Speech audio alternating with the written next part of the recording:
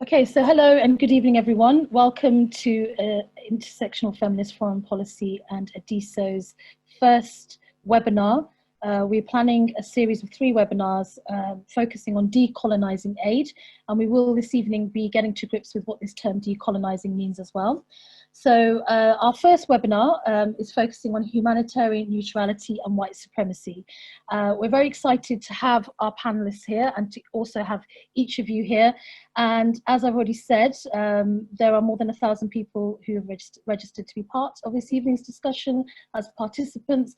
We also have Adeso putting out this discussion on their Facebook page. So again, if it's easier for some people to be able to participate in the discussion there, then please do check out the Facebook page. We do also have a hashtag for this evening, and that is Decolonize Aid, and that's decolonize with an S and not a Z. And let's not get into the decolonizing of the word or the spelling of this evening. Without further ado, what I'm going to do is introduce our panel. We're very excited that each of you are here. Thank you for being here. I know that we have people from different time zones on the panel and also participating.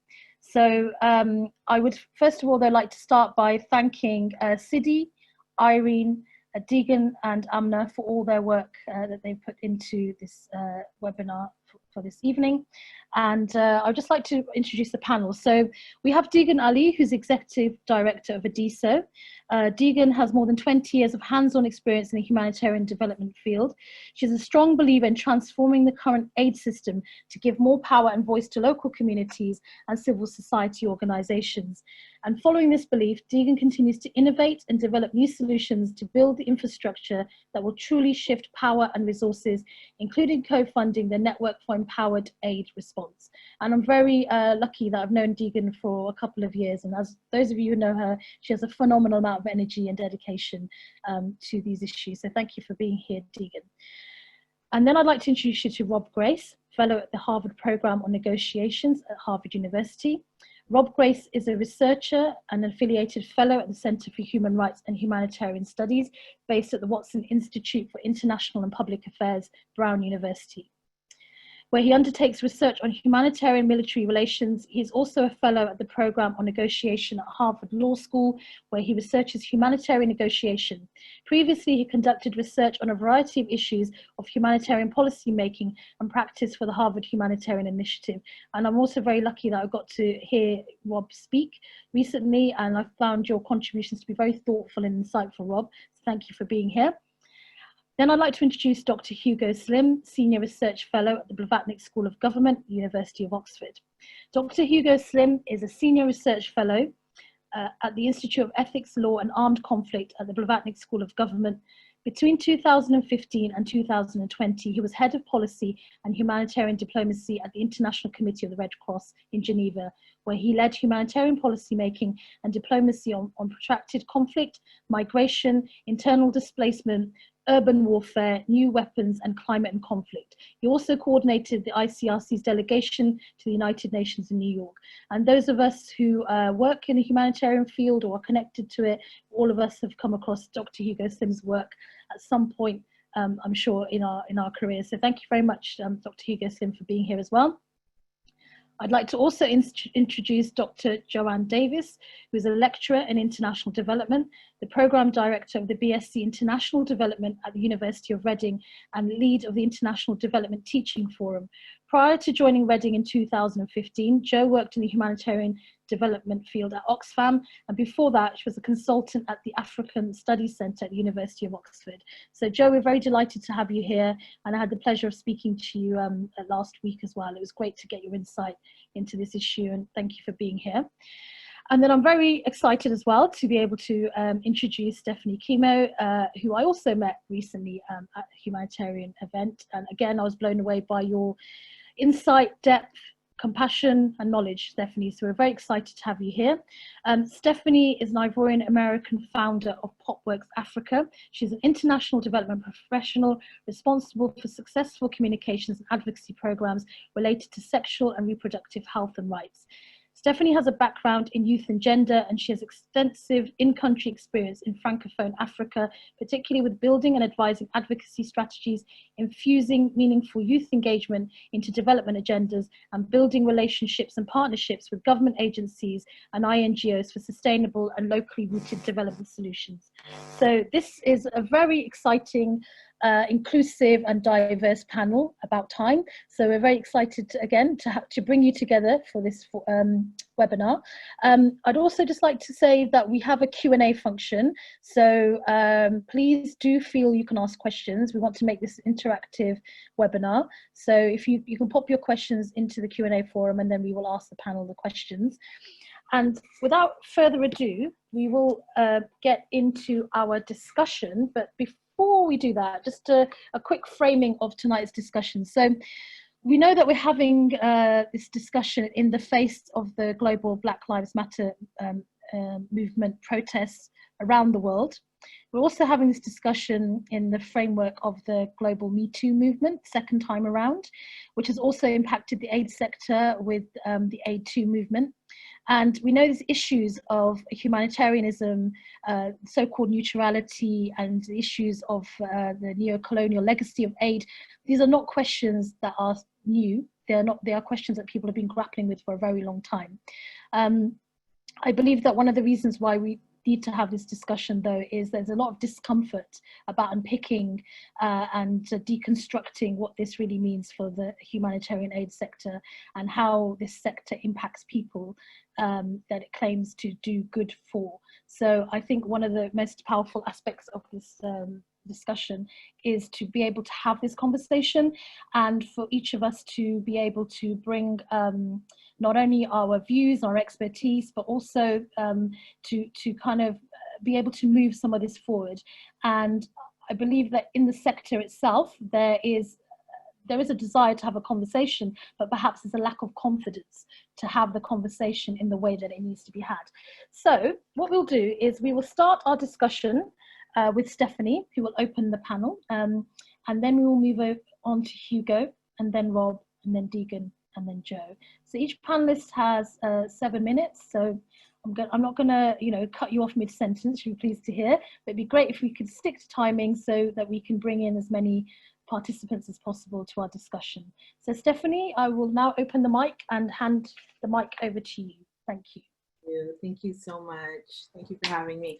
I'm West African, so the 7-minute thing, we're not sure, but I'll try my best. Thank you so much for having me. I am really always excited to start these conversations and make my contribution, this definition of the decolonizing development framework that Population Works Africa, where I work, has developed. And so I'm putting into the chat the recorded webinar for, it's a product that we have that can outline a little bit more of some of the things I'm just going to overview right now. Unfortunately, I'm not able to show the slides, but you can get the webinar there. And so I always like to kind of start these discussions on the why. Why are we here? We're here because a lot of the international development frameworks that we're working in are built on the backs of white supremacy culture that has inevitably left a lot of Black people and non-Black people of color silenced, marginalized, and severely underfunded in their hopes to support the communities that they're a part of and that they say they serve. And so the idea of decolonizing international development is this unfortunately radical approach to dismantling how white supremacist culture shows up and manifests itself in sectors that are supposed to be in service of people of color. Unfortunately, a lot of the tactics that we have been using are colonized approach to solidarity, our colonized approach to mutual aid. And so I want to contribute to this conversation what my definition is of decolonizing international development. I want to start with what it's not. And so I'm not, when I say in decolonizing international development is something that we should strive for, I'm not telling white people to leave the quote unquote global South. I'm not talking about replacing entire teams of white people with local staff. I'm not talking about shutting down all INGOs led by white people. And I'm not talking about dissuading white people from working in the global South. I always like to preface that because I have a lot of trolls who think me being pro-Black and pro-people of color and me being pro-localization means that all white people and all white power structures have to disappear.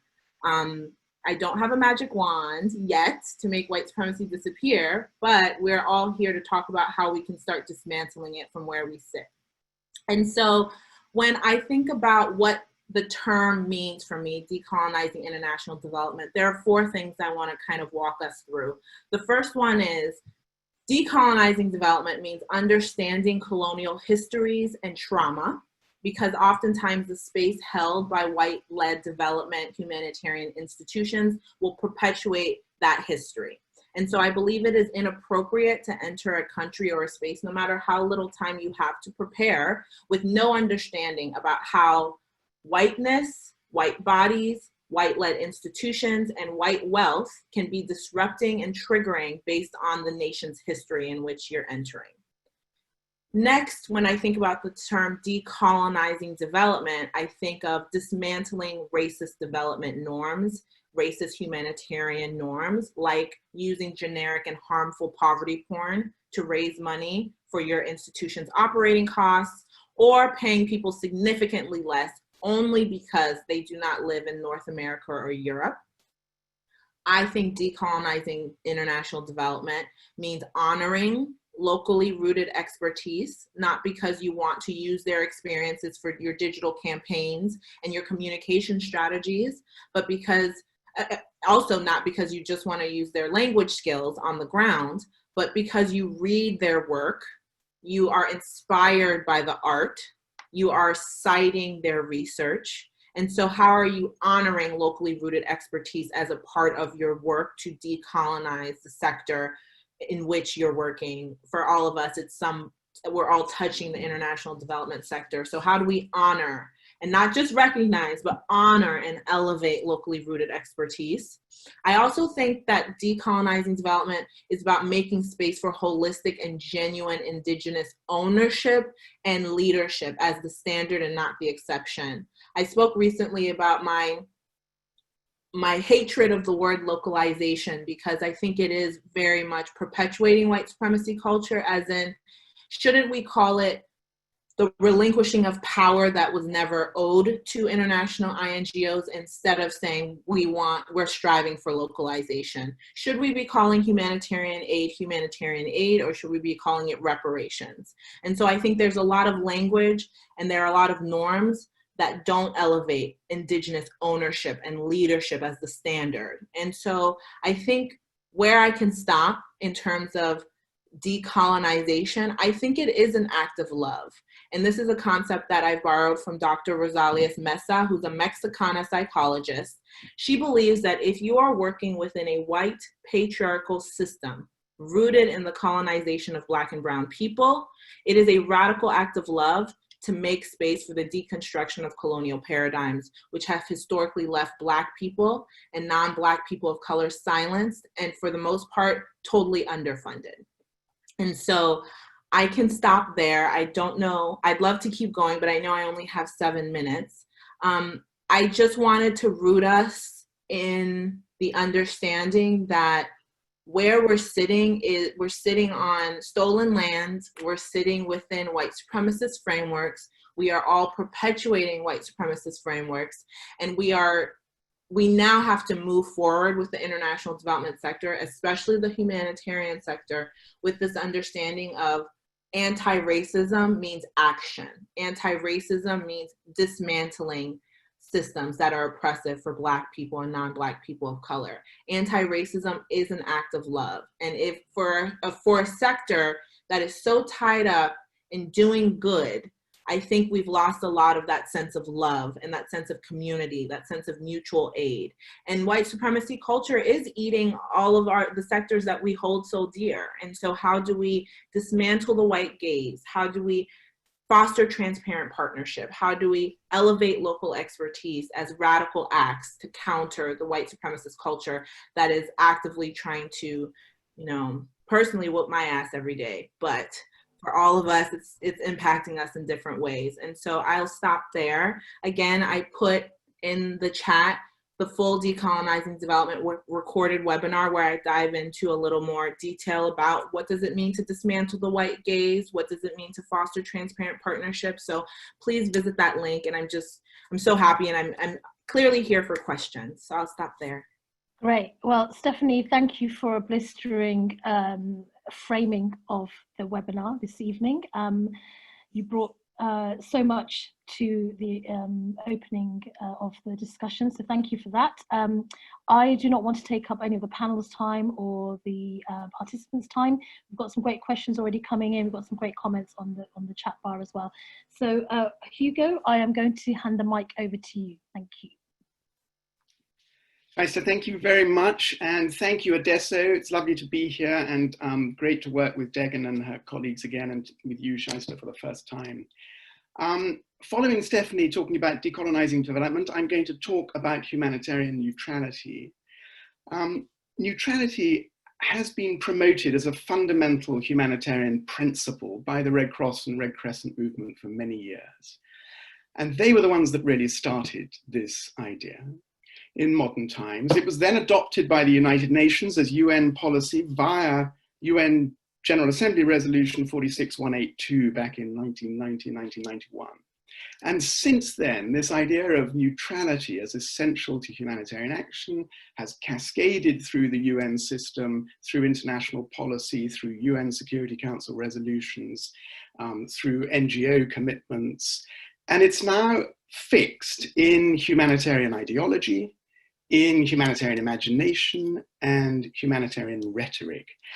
And I think if we go back historically, it's important to realize that in a sense, this idea of neutrality is Swiss political ideology, which was moved into the global governance of war from the sort of 19th century, 20th century onwards, mid-20th century.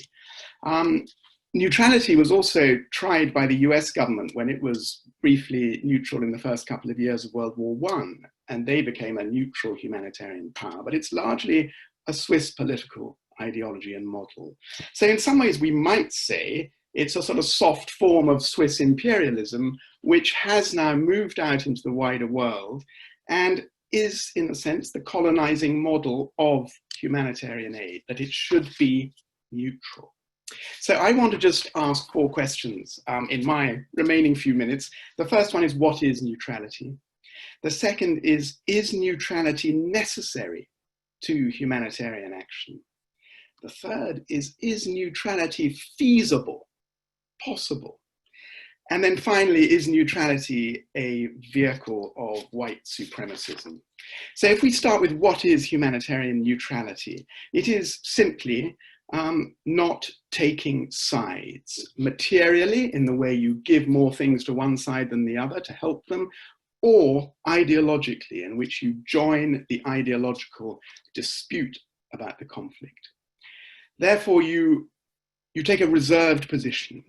And in the Geneva Conventions, in Convention 4, Article 23, you can tell I was with ICRC, it insists that humanitarian aid cannot be used to give a definite advantage, that phrase, definite advantage, to the enemy. So we can all understand neutrality from that. We can all understand neutrality from our own lives, because we want certain people in our society to be neutral in their judgments and actions. We want sort of judges to be neutral, sports referees, university examiners. We want these people to be neutral. So we know that it's important to fairness in certain situations. And we also know that it can be a good thing. Neutrality can be a good thing, but we know, because of many people's experience, that it is not always a good thing in the face of injustice. So that's neutrality. My second question is neutrality necessary in humanitarian action? Is it essential? And here I would say no. Neutrality is not necessary and essential to humanitarian action. I think you can take sides and still be a great humanitarian. And there are many examples of this kind of humanitarian aid and response. people who rescued slaves on the railroad route, rail route, people who rescued Jews, Black South African activists who helped each other, a good medic in an army who is working to save lives, wounded, whatever. And the revolutionary doctors in Tahrir Square in Egypt, we can say that they are not neutral. They have taken a side. They want one side to win. But we can also say that they can be extraordinarily humanitarian. Even though they've made a political commitment, they are not neutral. They can make a humanitarian commitment. And especially if they are being impartial and if those medics also respond to and heal their enemy counterparts. So what I'm saying is you can be an activist humanitarian, but humanity would require you also to save your enemy if necessary. And activist humanitarians are often extremely courageous and wonderful people. And you can think of many in your own life. We can think of them in wars today. We're thinking of white supremacism. There's an interesting example. We always hear of Florence Nightingale and Henri Dunant. There's a very interesting example of a British nurse called Edith Cavell, who worked in World War I as a leading nurse in Belgium, looking after wounded soldiers from all parts of the war. But she also took sides deliberately, the British side, and she smuggled out British and French soldiers back through her home into their homelands. She was captured and caught, and she was executed for this.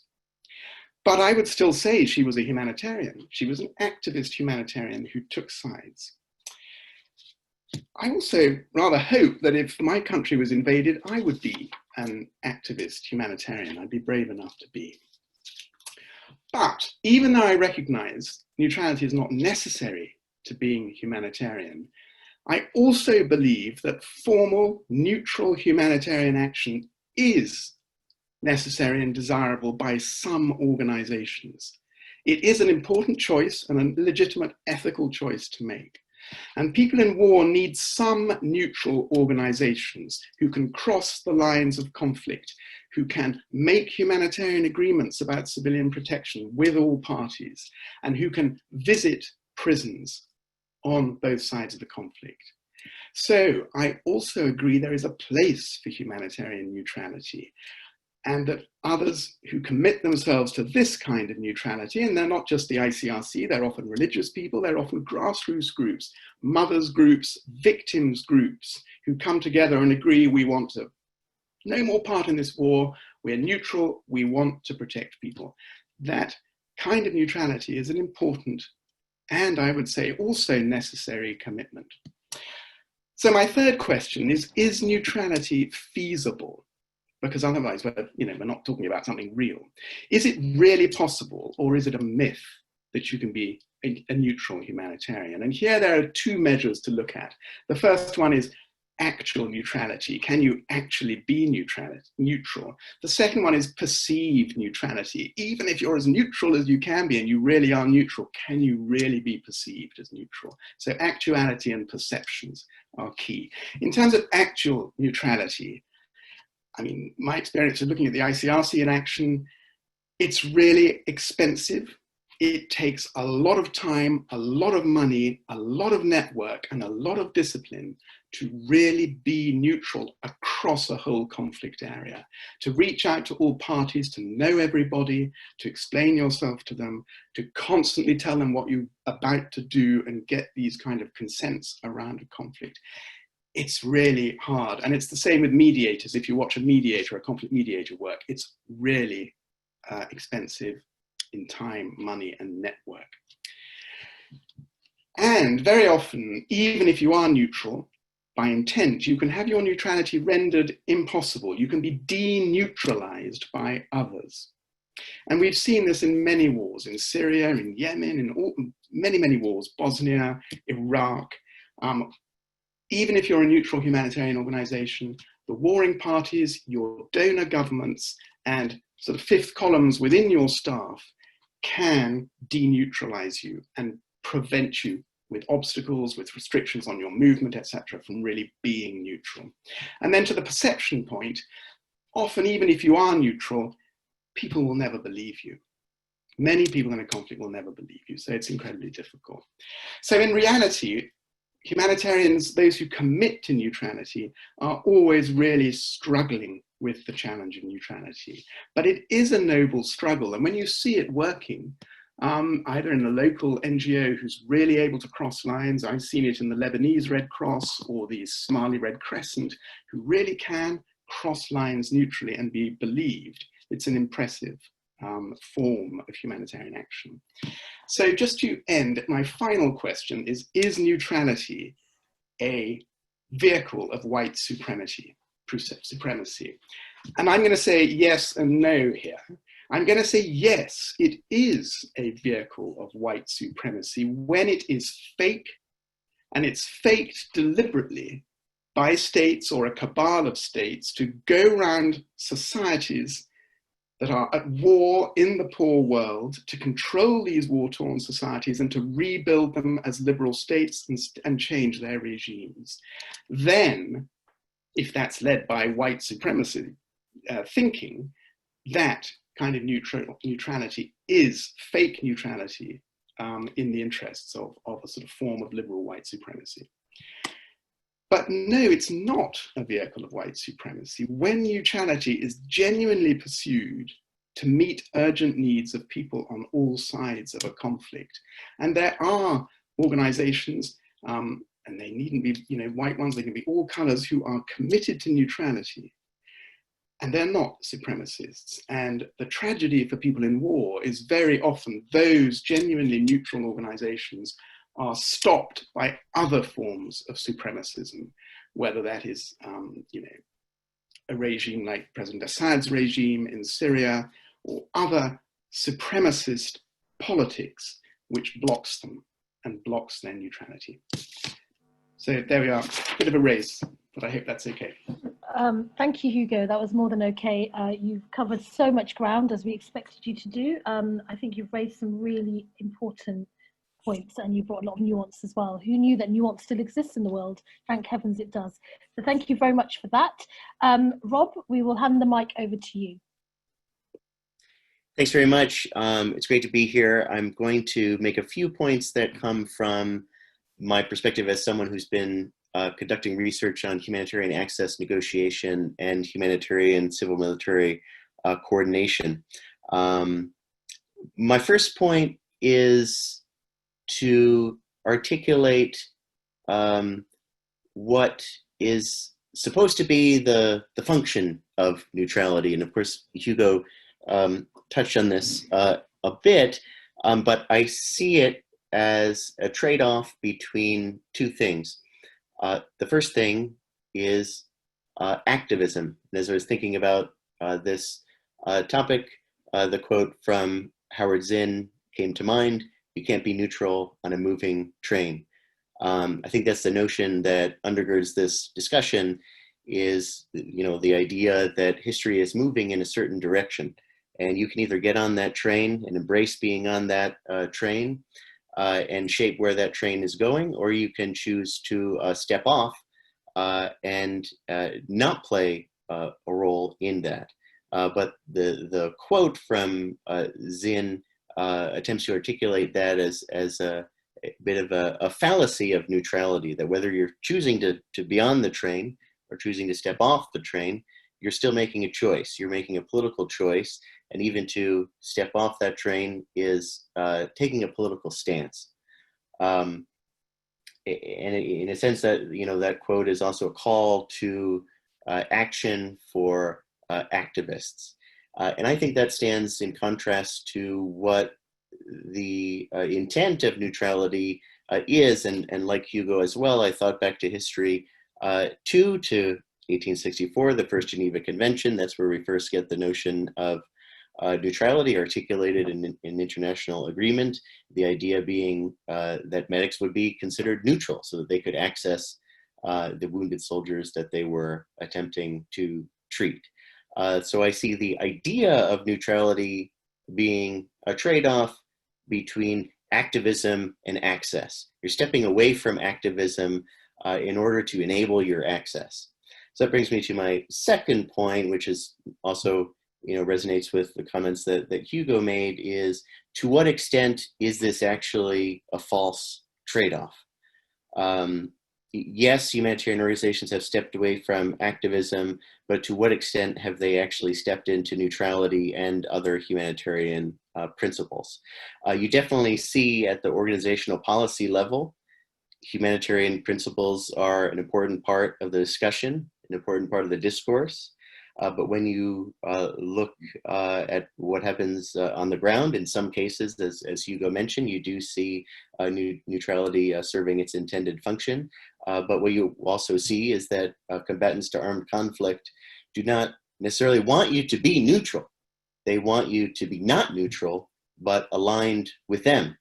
And you see that the negotiation practices and how it actually plays out on the ground reflects that reality. So I think it could be stated that to a certain extent there's a decoupling between organizational policy and organizational practices as they actually play out. The third point that I wanted to make, that I have learned through studying humanitarian negotiation processes, is that there's a real reluctance to embrace the role that profile plays in the process. There is a definitive focus in humanitarian negotiation discourse, the discourse on the practices and in capacity building. There's a focus on empowering individual negotiators with cognitive tools so that they can have frameworks to think about what their interests are, how to analyze their counterparts' interests, how to think about what their red lines are, how to do actor mapping. But what I see missing from the discourse and from capacity building efforts is an acknowledgement of the role that identity plays in negotiation, whether it's gender identity, sexual orientation, nationality, ethnicity, religion, age, body type. All of these factors shape how people negotiate, how they're perceived in a negotiation, and are very crucial to think about in terms of how to achieve and sustain meaningful access. And I think that the reluctance to embrace that in an issue area where it really is very central reflects a broader discomfort and a broader reluctance with talking about diversity and talking about the role that identity characteristics play in humanitarian action. So I'm glad to see that there are starting to be discussions about that, this event being one of them. The fourth point that I want to make is about how we think of humanitarian access obstruction.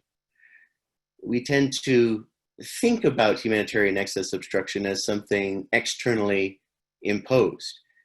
We think about humanitarian organizations seeking to operate and encountering bureaucratic impediments, security impediments, issues of infrastructure, geography, and weather. And what I think that looking at it in this way can do is feed into a narrative where we see the humanitarian as good and we see the potential access obstructor as bad, and that it can inhibit a certain degree of self-reflection of the sort that we're all doing today. But I think it can also be said that there are internally self-inflicted dynamics of access obstruction that relate very much to some of the points that Stephanie made at the beginning about decolonizing aid, that you see if humanitarian organizations are not sufficiently engaging with, empowering local actors, if they're not creating lines of communication and connections with people on the ground, there can be a disconnect between what the needs are and what the programming is. It can affect the perceived legitimacy of the whole humanitarian enterprise in the environment. And in that sense, whereas I started talking about the notion of a trade-off between activism and access, what I see here is the discourse and the project and idea of decolonizing aid very much having the potential to feed into and facilitate humanitarian access. I think I'll leave it at that right now, but I'll just end with the comment that, you know, as I've been researching humanitarian access negotiation, I'd never set out to do research on diversity and inclusion, decolonization of aid, but the topic has led me to this. It to me seems very inherent and baked into the process of trying to navigate difficulties related to humanitarian access. Thank you so much, Rob. And it has to be said, this is one of the best behaved panels I've ever chaired in terms of keeping to timing. So thank you very much to each of you for that. I hope that doesn't ruin your reputations by me saying that. So thank you for, again, a really insightful contribution. I am going to hand the mic over to Degan Ali next. And just to also say that an article appeared in Open Democracy this week. The link is in the chat bar, which Degan co-authored, along with Marie-Rose Romain-Murphy. The article is entitled Black Lives Matter is also reckoning for foreign and international NGOs. Talking about racism is not enough. We can't afford another 50 years of apathy in the international system. We've already received some comments to say that people have read this article and thought it was powerful and very thought-provoking. We've got a number of questions on the Q&A, so please do keep adding your questions in there. And we will now hand over to Degan, and then we'll go to Joe, and then we will come to your questions. So Degan, I hope you're still there, and over to you. Thank you. Yeah, thank you so much, Shaista. Good morning, good evening for those of you in Asia. Salam alaikum. So let me just start off by first saying my Wi-Fi is not the best, so apologies if I cut in and out. Secondly, just to echo some of the things that Rob and Stephanie and Hugo also said, I want to build on that. How does neutrality translate for us practically at the community level?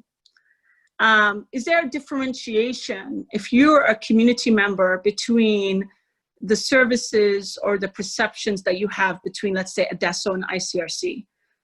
No, there is really no difference in the perception that people have at the community level. I think what I have seen and what I have experienced being in this sector for over 20 years is how neutrality has been used really as an opportunity, or it's been centered around this idea that I'm a foreigner, I'm an expat, I'm an outsider, and therefore I'm neutral. I'm ICRC, and I am a third party that's not part of the conflict, therefore I'm neutral. And what that does automatically is it negates my ability to be human and to serve people on all sides of the conflict. It basically says that you, the other, the outside party, are the neutral party, and I, as the inside party in the country, can never be neutral to different tribes who are fighting, different clans who are fighting, different groups who are fighting. I don't have the capacity to be impartial, to be neutral, to give services and support and access to everybody. That's what it implies at the practical level. That's how we perceive this concept of neutrality. And this is why, for me, it's linked to white supremacy. If for me, if it negates my humanity, that's how we perceive it. At least I perceive it as someone who's been in both the humanitarian and development space for over 20 years. And how it's now, so then now when you have localization and you have actors such as MSF and ICRC who are seen as the flag bearers of neutrality, how it actually happens and manifests itself when we try to talk about localization, which is a pejorative term, which I don't like, but it is what we have. What happens is that you kind of exclude yourself from the conversation. You exclude yourself from having to question and reflect your own racism and white savior mentality, because you say, I'm different. I'm a neutral party. I'm not part of this debate. I'm not part of this discussion. There was a big research commissioned by MSF in 2016, where they basically tried to find a way of getting out of localizing. I will give you very practical examples of how this actually translated on the ground. So MSF was in an Al-Shabaab controlled area in Somalia, and they started a hospital. And then eventually, as a result of insecurity, staff being kidnapped and killed, they actually left. After running this facility for over 10 years, they didn't have an exit strategy. They had not developed one local NGO, one district level authority, they have not developed anything on the ground. So they had thought, okay, when I leave this hospital, who's gonna be there to run this facility after I leave? So with their departure, there was a huge questioning happening in the international community. What happens to the health services and the hospitals that MSF was running in South Central Somalia? That shouldn't have been the case. You're telling me after 10 years of supporting these hospitals for 10 years, you have not thought about developing local capacity and local institutions to hand over these hospitals. This is how this concept neutrality actually translates on the ground. This is how it manifests itself. And so for me, I see it as something that is used to really further the white savior mentality and further the idea of being special and being different. And so that to me is why it's really intrinsically linked to white supremacy. The last point I want to make is that the reality of negotiation, Hugo brought up an example of the Somali Red Crescent. I would say that Somali Red Crescent's ability to get access to Al-Shabaab controlled areas has more to do with them being Somali, their understanding of the local context, their identity, as Rob put it, and their understanding of the network, of the Somali network, their understanding of the Al-Shabaab network, their understanding of the local systems to be able to figure out when to do what and how to do it. That to me is the reason that they have gotten access in Al-Shabaab controlled areas, not because they're the Red Crescent and they're related to the IFRC family. It's because of who they are and their identity and their ability to negotiate access in a way that is very, very contextualized. And that, I think, is not given its proper due. Who said that local actors, Somali civil society, haven't been able to get similar access? Another point I want to make that is oftentimes disregarded is, what do you give up for that access? What do you give up for that neutrality? There are instances where actors that are MSFs, the ICRCs, or whoever, give up something to the government, give up something to ICRC. It's a give and take. It's not, there's nothing for free. So are you giving up jobs? Are you giving contracts? Are you giving something, kickbacks in some way to get that access? And that's the part that we don't actually articulate and put on the table. So to act like as if somehow, because you have that flag of neutrality, that you are seen as a fair arbitrator, fair mediator in this conflict is completely nonsensical. And it doesn't actually happen at the field level, at the community level. Let me end it there. Thank you. Woo! Yeah, so I was so enthralled I forgot to unmute my mic. And yes, I think Deegan, you've your contribution has absolutely really resonated with a lot of people who are participating on this webinar. There's incredible comments that have been left on the chat, including from you, Stephanie. I heard you exhale there. You're saying thank you for this. It's such an emotional experience to hear Black women speak their truth while leading the work in their communities. And I deliberately read that comment out purposefully because of the subject matter that we're here to discuss. So all of your contributions have been deeply powerful, and I think have definitely brought a lot to this discussion. They're the pieces of the jigsaw we need to bring together collectively to have an honest uncomfortable conversation about moving things forward. And we will continue to have that once we've heard from Joe. So Joe, we're going to pass the mic to you. Just before I do that though, just to encourage everybody else, please keep asking questions in the Q&A function. We have a number of questions. Once we've heard from Joe, we will then go to your questions. So rest assured, we are getting to your questions very soon. One more time, there's incredibly brilliant tweets on Twitter at the moment as well about this discussion. So the hashtag there is decolonised. And we're really delighted that all of you are participating in the way that you are, because we want this to be an interactive discussion. So Joe, I'll hand the mic over to you. Thank you very much.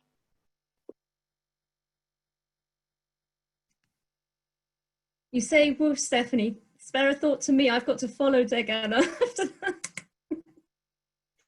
So yeah, I'm coming from absolutely fantastic. I think what you were saying, Degana, follows on with the conversation we were having last week. I'm coming from a position where I'm a program director for a BSc in international development, and I am becoming increasingly aware of the position of power that I find myself in a position in academia, where academia is taken to legitimate and validate knowledge. I have students, talented, well-meaning students, who I am increasingly aware, am I teaching them in a way that replicates these very power structures that Degan is talking about? So I've been thinking about this. There are lots of conversations about how we decolonize the curriculum, which are necessary and overdue. But I wanted to take a step further back than that, thinking about how do we move beyond putting women and Black people on our reading lists? They're still our reading lists. Where are we going with this question of decolonizing the curriculum? Because how do we actually create the curriculum in the first place? We have quite large areas of power whereby we can create our curriculums ourselves in development studies. But then I'm left asking, am I the only stakeholder who's creating this this curriculum for my students? You know, the key stakeholders should be the people who are disenfranchised, the people who are living in poverty, however defined, the people who are at the sharp end of social injustice. And I started to think, well, how do I access these voices? Because they should be the key drivers of how we design our development studies curriculum. And that is so important. But it's not just them in isolation, it is also our students. We need to think about students who will be going into these structures and who may be perpetuating these structures, or we might be able to get them in under the wire to start challenging them from within, depending on how we actually think about what we're teaching. And practitioners and academics, all of us are stakeholders together. So I started thinking about this in terms of voices, but the more people I've spoken to, I thought, why am I thinking about this in terms of voices? The voices are there.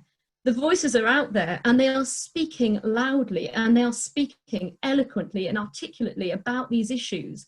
And it moved me into really thinking about spaces.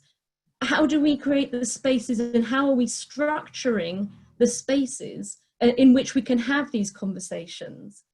And it really is increasingly becoming apparent to me that it is through this dialogue, this kind of, I come from a sort of critical pedagogy, Paulo Freire dialogic learning approach, whereby you have dialogues where you have A with B, not A over B. There are no total ignorants, there are no total sages. We don't ask people to move out of the room because they're from the global south or from the global north. By coming together, we all learn more than we knew before. So how do we start thinking about designing these spaces in a way that we don't have development academics, development practitioners, usually from the global north, rushing in to fill these spaces in the first place and pushing everybody from the communities that we're working in out of the space? And how do I make sure that I am thinking about and talking to other people, other stakeholders, about how we develop curricula that don't result in teaching students to enter into, you know, the dream jobs of the UN or the big INGOs that you know, a lot of the well-meaning, sort of well-intentioned students would have as an end goal, and many of us in development do have.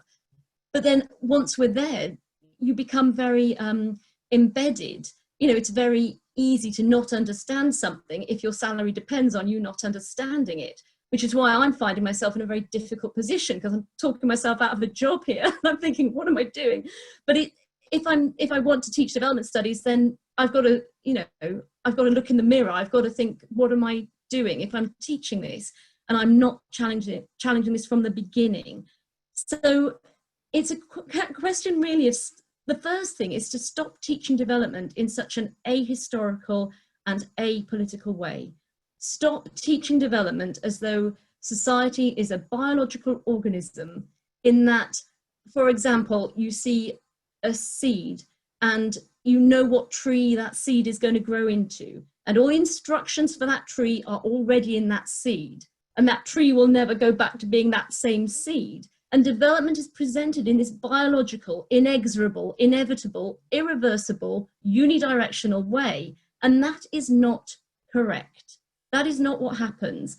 Development is a series of contested power battles, and we need to name that, because until we name it, we can't start challenging it. And we need to name it for our students, because they can learn about the SDGs and they can learn about the UN and they can learn about these things.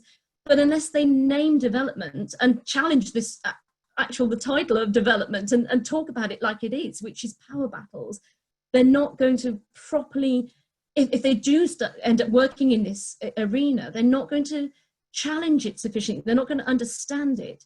So I read with great interest Degan and Mary Rose's piece on humanitarian and white supremacy and challenging the structures, which I fully agree with. I would, however, make the point that I certainly think that goes a long way to addressing the questions of history, the ahistorical nature of what we teach. But I still think there is an additional point to be made about how this can become apolitical, because these contested power battles exist within households, within communities, within national governments, in the global north and the global south. They exist in both of these arenas. So you become really challenged thinking, well, we've got to create a space and we've got to think about how we structure that space.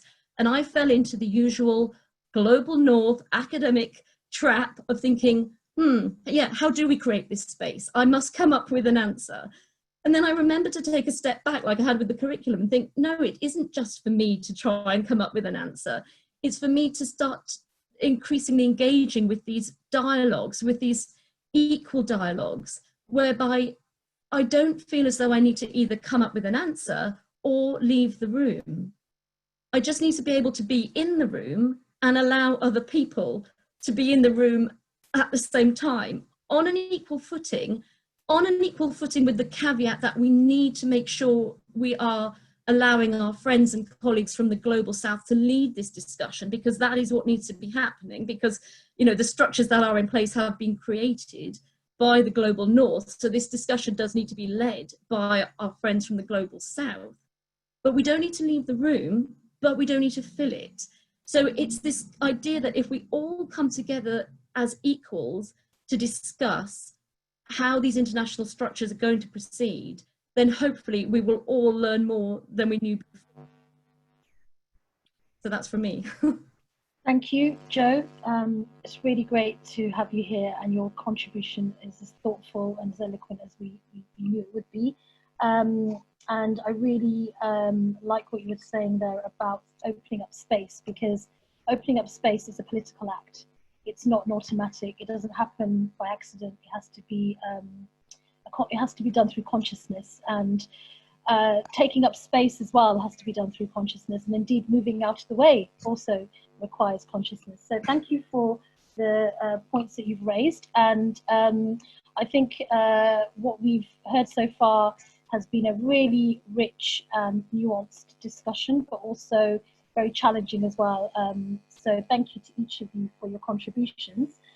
We have a number of questions that have been put forward in the Q&A box, but I'm also aware that some of you may want to pick up on some of the points that each of you have raised. So we're coming up to 7 p.m. British Summer Time, so this discussion is due to end in half an hour. But what I'd like to do is just give the panel another sort of 5 10 minutes just to find out if any of you want to pick up on any of the points that have been raised. If you want to add anything else before we open up to the panel, open up to the Q&A. And also just to say that there's been a really powerful response to what each of you have said. And I think it shows that this discussion is really needed and people appreciate the fact that this space has been opened up for this discussion as well. So yes, does anybody from the panel want to make an additional comment or add anything in relation to what we've heard so far? Stephanie, can I see you twitching a little bit there? Is that a correct observation?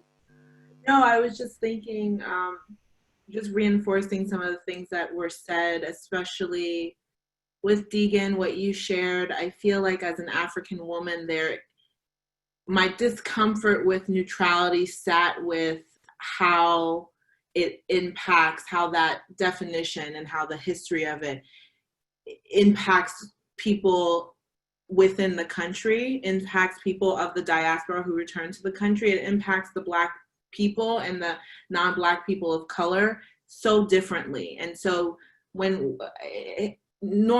traditionally, when I think about neutrality, I think it is in direct opposition with my identity. I think we talked about that. As an Ivorian American woman who often works in Côte d'Ivoire, it's hard for me to be neutral in scenarios in international development because my liberation is tied up with the liberation of the people that I say I'm in service of. So there is no separation between us. And there is no separation between me and any Black people when I'm working in international development. And so it is very impossible for me to be neutral. And I can see, to Deegan's point, how impossible it could be for many people to be neutral, and how the idea is a byproduct of white supremacy culture, because it doesn't take into account liberation, solidarity, and certain terms and belief systems that are central to some people's identities, especially if you're an African person, especially when you're on the continent. It's hard to unpack that term. And so I also just wanted to kind of honor the fact that I sit with great discomfort with the term neutrality. It's actually quite triggering. And I think it is so good to have this space to unpack it, but unpack so many other terms that we've used during this hour, including just terms like poor country, developing nation. There's so many things within our lexicon that is so inequitable, and to Joe's point, is how we're perpetuating some of these things with younger people who are learning about international development, with younger practitioners who are framing their own identities and ethos as an international development or humanitarian practitioner. And so I really want us to get to the root of some of these terms. And even aid, I think somebody in the chat was like, well, why are we even talking about aid? I don't talk about aid, I talk about reparations. All of it for me is reparations to Black people and brown people and non-Black people of color. And so I'm excited to really unpack some of the questions I've seen, but so honored to share space with you guys. Thank you, Stephanie, and I think I speak for everyone when we say we're honoured to have you here as well. Would anybody else from the panel like to come in before I read out some of the questions, and then I'd ask you to take those and develop some responses. Rob, you had your hand raised, please go ahead. Yeah, I just wanted to second a lot of what Joe said, sort of extending the discussion from decolonizing aid to decolonizing the study of aid. But just in my experience, I've encountered the same thing, that in a way, the sort of little industry that has emerged that studies and analyzes humanitarian action has replicated some of these neo-colonial attributes that we're talking about. You get a big grant, and you're someone from a Western country, and then you do a little bit of in-country research. You hire some local researchers to help out, and then you're gone, and then you publish something with your name on it, and that sort of is it. It's not actually a meaningful engagement with people who are community members in the country that you're studying. And there is not very much of a systematic incentive to do it any differently, unless you take it upon yourself because you notice that this is systematically problematic to do it a different way. But I just wanted to second that I've seen that in my own experience. I and my colleagues grapple with this same issue of how do we decolonize our own study of these organizations and this system. Great, thank you, Rob. Okay, so Joe, over to you. I just very briefly say, yeah, I think Rob really made a good point there, whereby it's the incentivizing in academia. A lot of the incentivizing is to, as Baljit Sanju, who I was talking to this week, was saying, the incentives push you to go in, extract knowledge from communities, and then benefit from that knowledge in isolation. And that is what a lot of incentives within the way academia in the global north works, is extracting knowledge from the global south and using it, to our benefit, to increase our own power in a way that goes against everything that anybody who's working in this area should be aiming for. And it's a real challenge. Okay, great. Thank you, Stephanie. Hugo Deegan, do you want to come in at all, or would you like me to go to the Q&A? Okay, Hugo, you're shaking head. Thank you. Okay, so what I'm going to do now is read out some of the questions, and thank you to those of you who've asked the questions. And what would be really great is if we could use the remainder of this time for this conversation, so about 20 minutes, just to try and answer as many of these questions as possible, which I know is a bit of an impossible task, but there you go.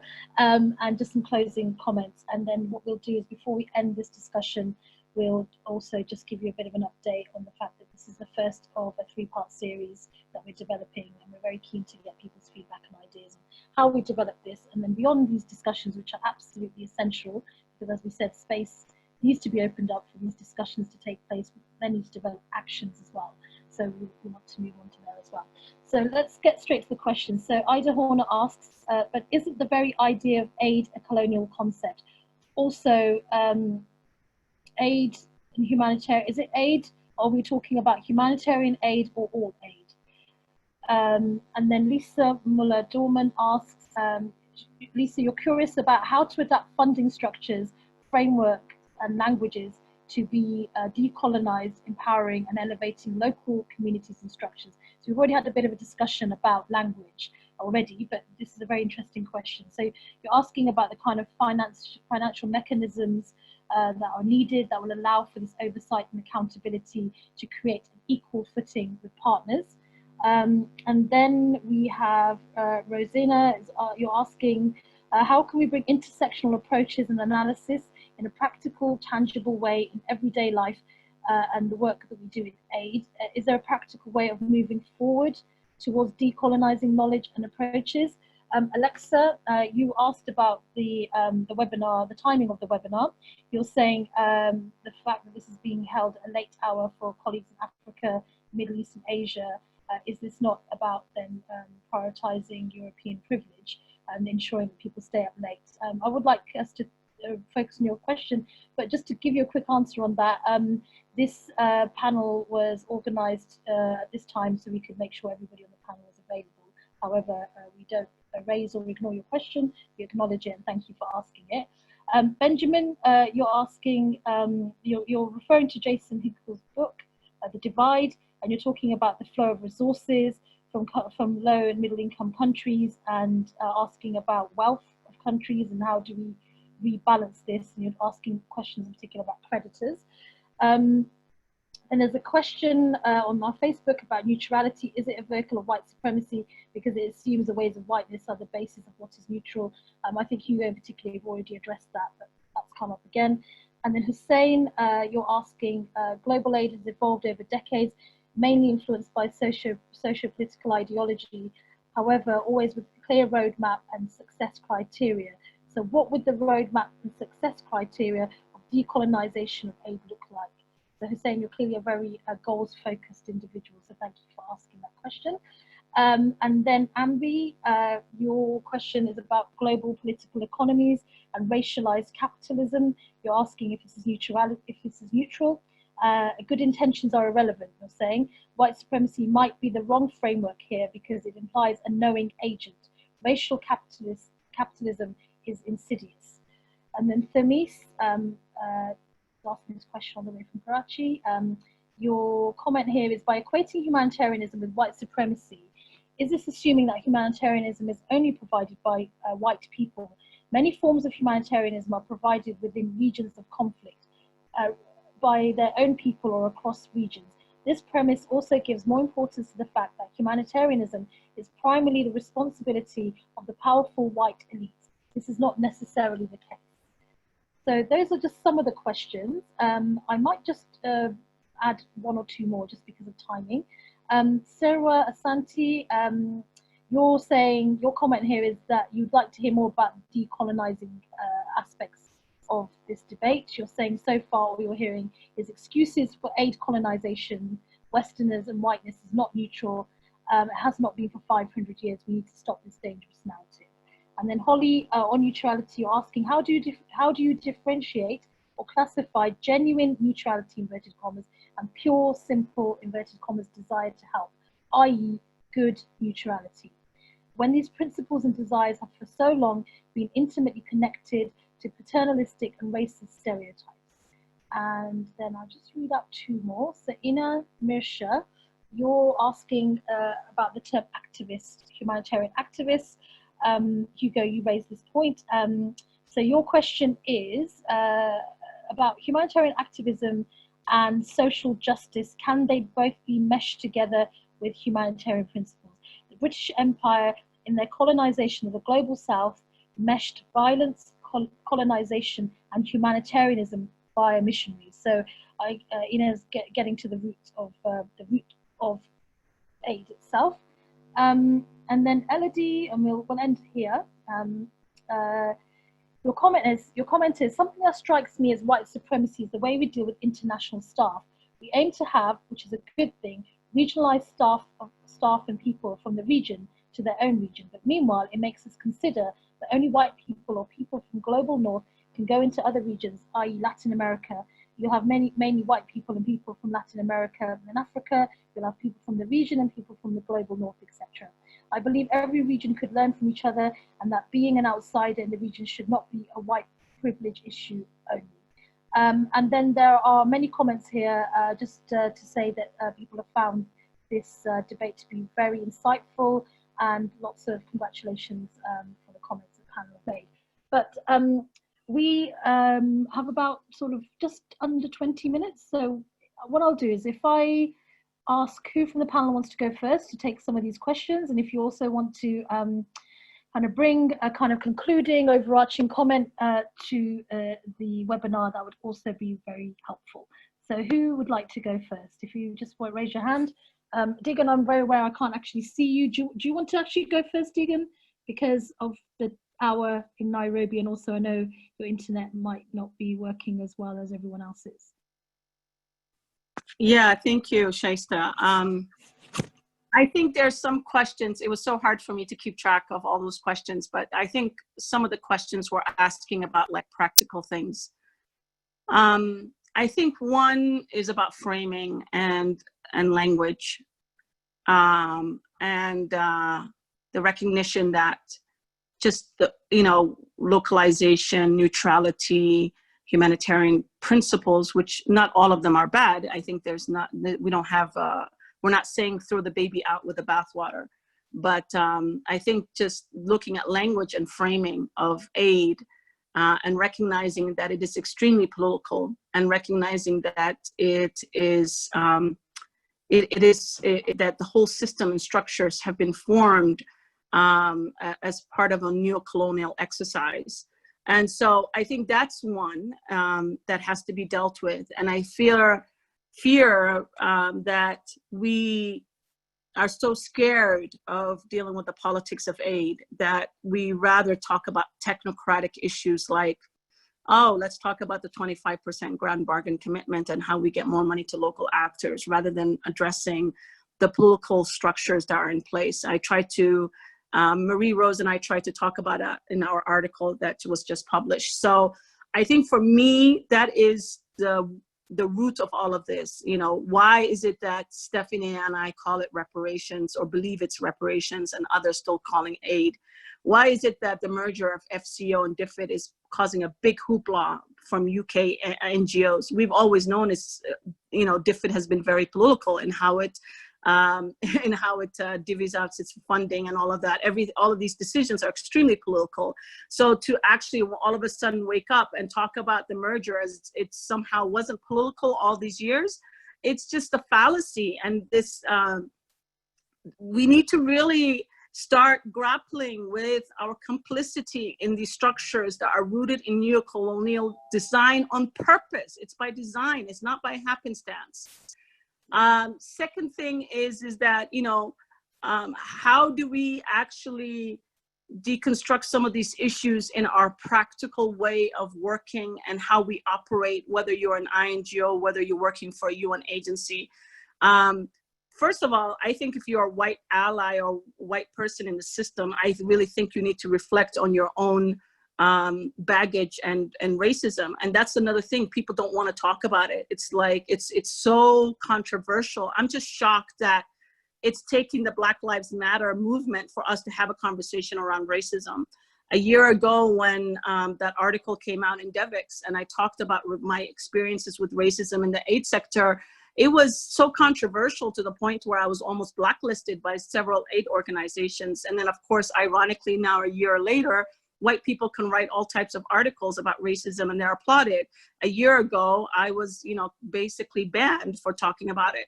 So I think we need to not only talk about it, own it, recognize it, accept it, reflect on our own complicity in it and our own action and how we work as white allies, how you work on your own issues, but how the structures that you're working in, how it's institutionalized, whether you're in an INGO or whether you're in a UN agency, and question it and call it out and risk your job, your very well paid job to do the right work of being a real ally.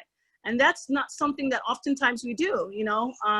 We are the ones who put our necks on the line as people of color when we're constantly talking about these issues, but white people talk around it. Oftentimes they don't want to use the R word, and then when they do use the R word, it's a theoretical exercise, not a personal ambition where I say, you know what, my boss and my organization is doing X, Y, and Z, and I'm not having enough of it. I'm done with it. I'm going to call it out, and that's the kind of courage that we need, and that's not happening right now in the system.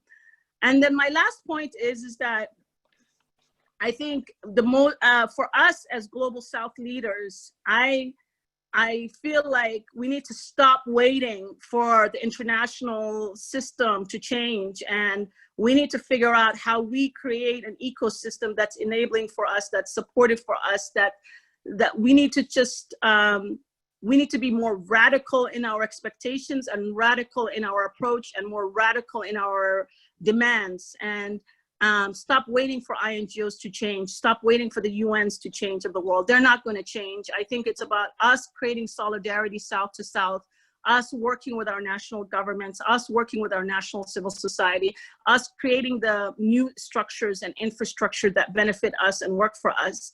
And stop being these professional beggars that we have become, and start working for what that new ecosystem looks like and leading, and rather than waiting for others to join us. So thank you as always, Deegan.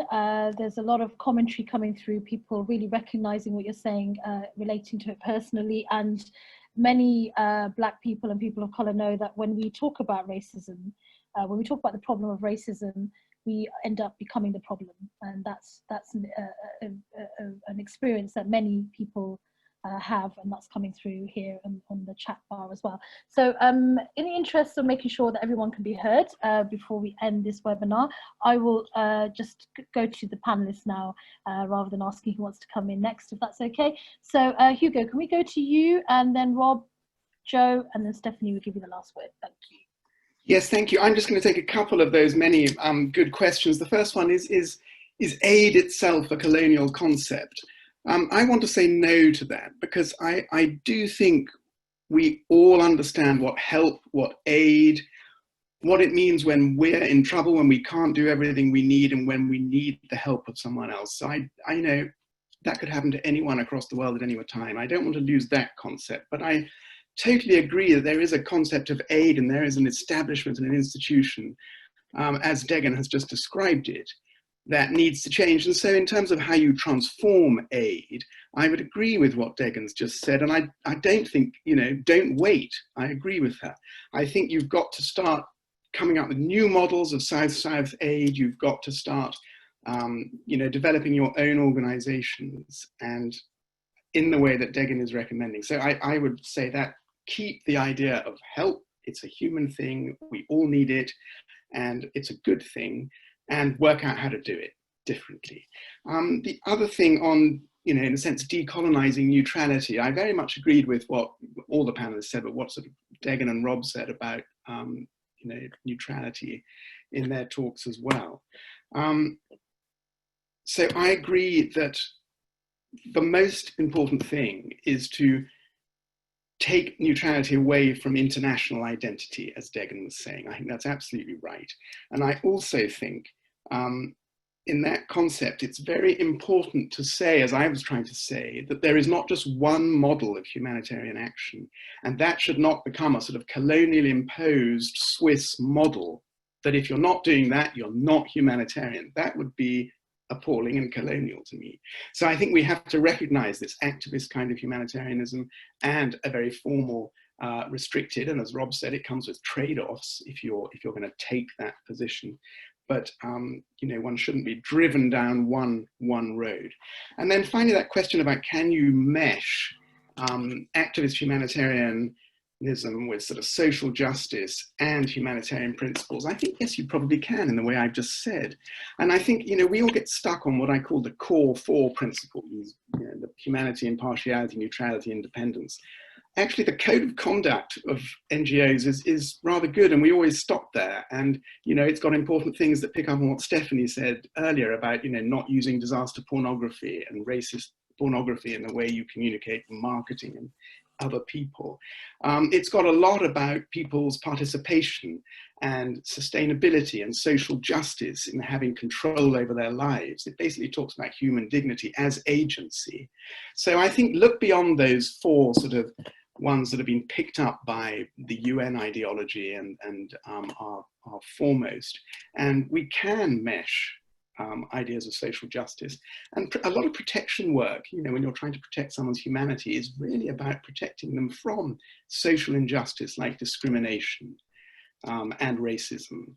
So I think we can mesh, in your words.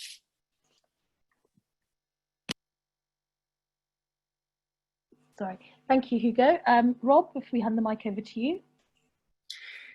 Sure. I thought I would just weigh in with a couple comments about the route forward. It sort of is to me a question is, how can measures that are more radical and immediate to try to seize the moment, how do those relate to the more moderate measures that are being pursued right now? I feel like there is currently a moment potentially to be seized for change. But you do have some things in process. You have localization and the localization process and the grand bargain, which is such a very moderate step compared to the project of decolonizing aid to the extent that we're talking about. There's also a discourse and attention on diversity and inclusion in humanitarian organizations, which as well has a bit of a moderate aim of looking to diversify personnel, focusing on HR practices and policies, focusing on the institutional level as opposed to the systemic level.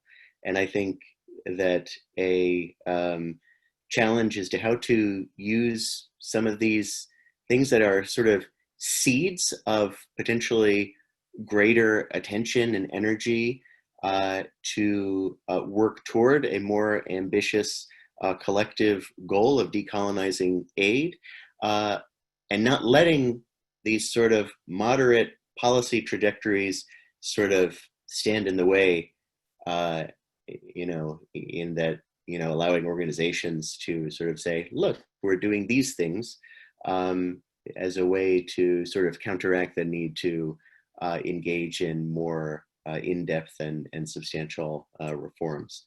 I'll just leave it at that for now. Thank you, Rob.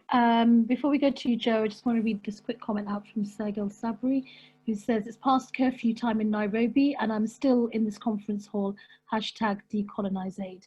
So thank you, Sergil, for being here, and to everybody else, obviously stay safe and well. Joe, we will hand the mic over to you next. Thanks very much. Yeah, just a brief comment. Yeah, so many questions, it's hard to keep track. So I just wanted to give a couple of comments, one on politicization of aid. And I think I saw a couple of the questions saying, well, isn't all aid political? And in fairness, I think probably Hugo and I could end up having a bit of a discussion on this, because I find it very hard to not see all aid as political.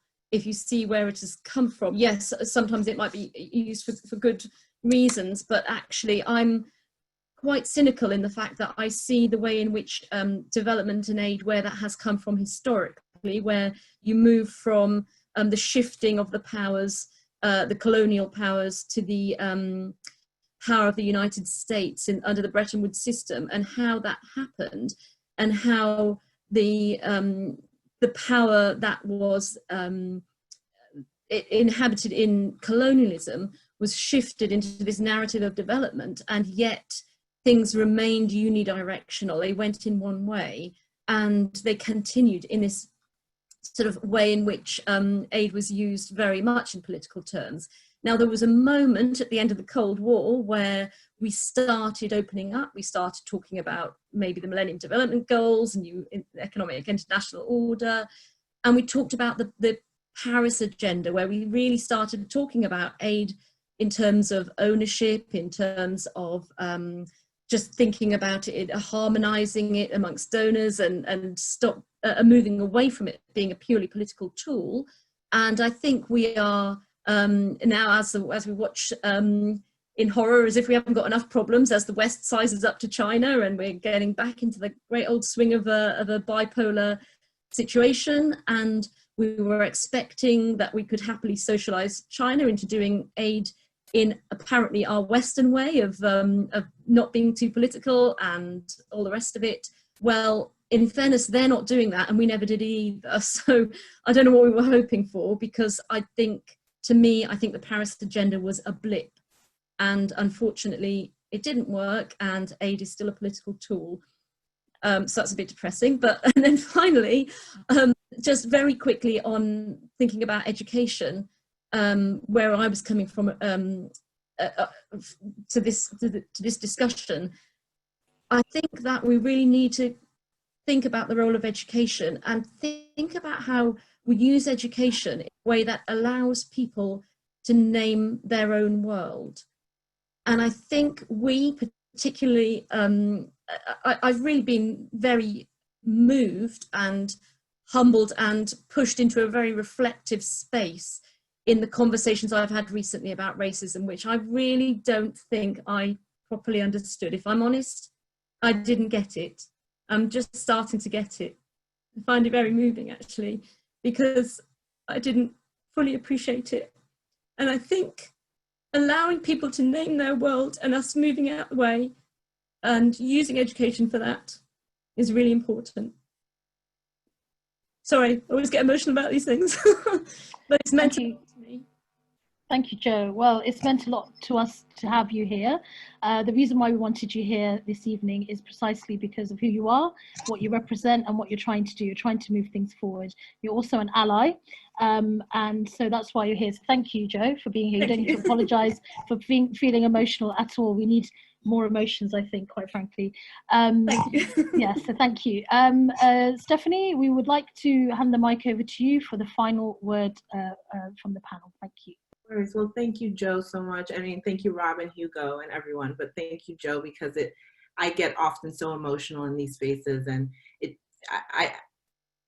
feels good to show emotion, because that means you're really tying up yourself with a lot of these questions.